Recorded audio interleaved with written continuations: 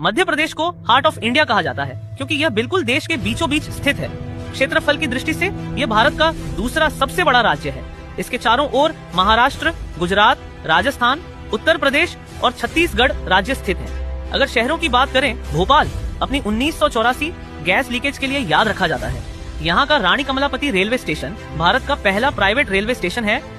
सिंगरौली कोयले का सबसे बड़ा भंडार देता है, जबकि पन्ना अपनी हीरे की खदानों के लिए मशहूर है।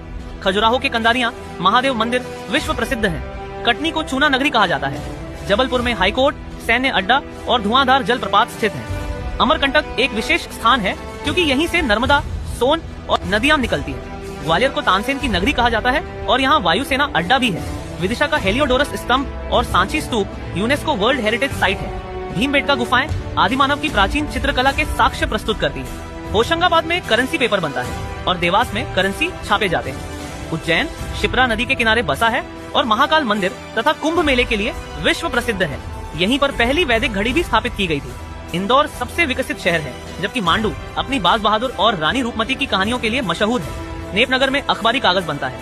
अलीराजपुर को एमपी का चेरापूंजी कहा जाता है क्योंकि यहाँ सबसे अधिक वर्षा होती है। आसिरगढ़ का किला दक्षिण भारत का द्वार माना जाता है और मंदसौर अफीम उत्पादन में सबसे बड़ा जिला है। मानचित्र पर देखें तो मध्य प्रदेश में दो प्रमुख पर्वत श्रेणियां हैं, विंध्याचल और सतपुड़ा। विंध्याचल बीच में है, सतपुड़ा दक्षिण की ओर समानांतर चलती है।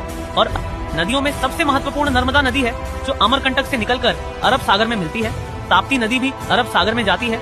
सोन नदी पूर्व की ओर बिहार तक बहती है। मध्य प्रदेश को टाइगर स्टेट कहा जाता है क्योंकि यहाँ सबसे अधिक बाघ पाए जाते हैं। ये अपने वन क्षेत्र और आदिवासी संस्कृति के लिए भी प्रसिद्ध है। मुख्य फसलें सोयाबीन, गेहूं और धान है। ये था मध्य प्रदेश। जय हिंद।